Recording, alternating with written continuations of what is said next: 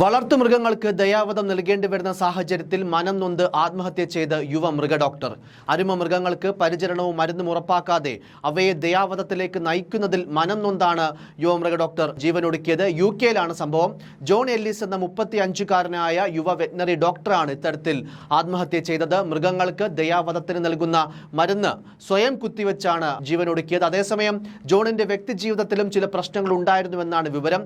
താരതമ്യേന സമ്പന്നരായ ഉടമകൾ ഓമന മൃഗങ്ങളെ അനാവശ്യമായി ദയാവധത്തിന് വിധേയമാക്കാൻ നിർബന്ധം കാട്ടിയിരുന്നുവെന്നും ഇത് ജോണിനെ കടുത്ത മാനസിക സമ്മർദ്ദത്തിലാക്കിയെന്നും തുടർന്ന് അദ്ദേഹം ജീവനൊടുക്കുകയായിരുന്നുവെന്നാണ് അദ്ദേഹത്തിന്റെ മരണത്തെക്കുറിച്ച് അന്വേഷിച്ച ജുഡീഷ്യൽ ഉദ്യോഗസ്ഥൻ കോടതിയെ അറിയിച്ചത്.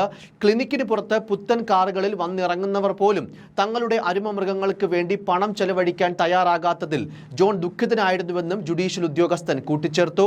ഓമന മൃഗങ്ങളുടെ ചികിത്സാ ചിലവ് താങ്ങാൻ ശേഷിയില്ലാത്തവർ പലപ്പോഴും വളരെ വൈകിയാണ് അവയെ ക്ലിനിക്കിൽ കൊണ്ടുവരാറുണ്ടായിരുന്നതെന്നും അപ്പോഴേക്കും ഏറെ വൈകിട്ടുണ്ടാകുമെന്നും ജോൺ പറഞ്ഞിട്ടുണ്ടെന്ന് അദ്ദേഹത്തിന്റെ അമ്മ ടിന എല്ലിസും വ്യക്തമാക്കി. കൺസർവേറ്റീവ് പാർട്ടിയുടെ ഫെയറമിൽ നിന്നുള്ള കൗൺസിലർ കൂടിയാണ് ടിന. അതേസമയം 12 വർഷമായി ആഷ്ലി ജെയിംസ് എന്നയാളുമായി ബന്ധത്തിലായിരുന്നു ജോൺ.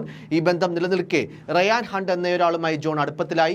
അവസാനത്തെ 2 കൊല്ലം ആഷ്ലിയുമായും റയാനുമായും രഹസ്യമായി ജോൺ ബന്ധം തുടർന്നിരുന്നു. ജോൺ തന്നെ വഞ്ചിച്ചുവെന്ന് അദ്ദേഹം മരിക്കുന്നിടം വരെ അറിഞ്ഞിരുന്നില്ല എന്നാണ് ആഷ്ലി പറയുന്നത്.